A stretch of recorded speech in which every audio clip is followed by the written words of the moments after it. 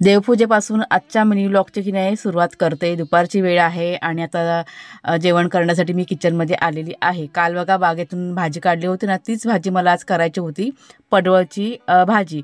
फ्रीजमध्ये उघडून बघितलं तर कढीपत्ता वगैरे नव्हता, म्हणजे ज्या काही वस्तू संपल्या होत्या त्या बागेत जाऊन ना घेऊन आली मी आणि त्याच्यानंतर जी काही थोडीफार तयारी होती ना ती करून घेतली आहे।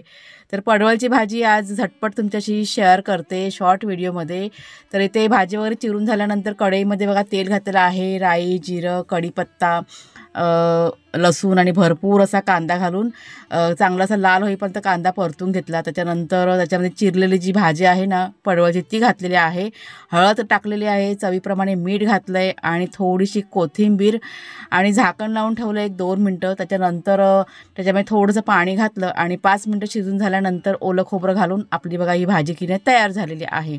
आणि जेवण इथे वाढून घेतलं, मस्त अशी पडवळची भाजी, चपाती, लोणचं आणि चपातीबरोबर ही भाजी की नाही छान अशी भारी वाटत होती।